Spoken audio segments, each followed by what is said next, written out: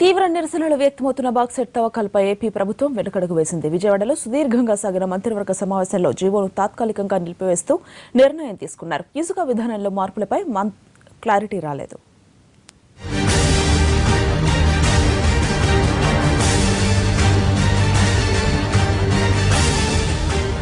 విజయవాడలో CM camp కార్యాలయంలో AP cabinet సమావేశం దాదాపు 8 గంటల పాటు సుదీర్ఘంగా కొనసాగింది. బాక్సైట్ తవ్వకాలపై గిరిజనుల నుంచి వ్యతిరేకత వ్యక్తమవుతున్న తరుణంలో దీనిపై చర్చ జరిగింది. ప్రజల నిరసనను దృష్టిలో పెట్టుకుని జీవోను తాత్కాలికంగా నిలిపివేస్తూ నిర్ణయం తీసుకుంది.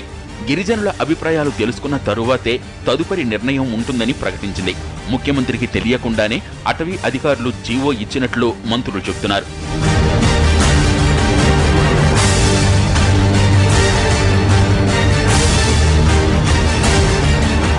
ఇసుక విధానంపై ప్రజాప్రతినిధుల నుంచి తీవ్ర అభ్యంతరాలు వ్యక్తం కావడంతో ఇందులో మార్పులు చేస్తారని భావించారు.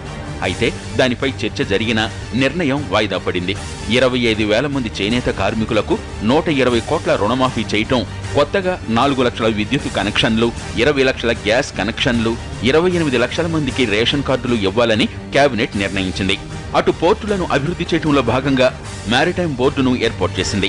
భావనపాడు, కాకినాడ, కళింగపట్నం, విశాఖ, గంగవరం, రామాయపట్నం, మచిలీపట్నం పోర్టుల అభివృద్ధి బాధ్యతలను ఈ బోర్డుకు అప్పగించింది.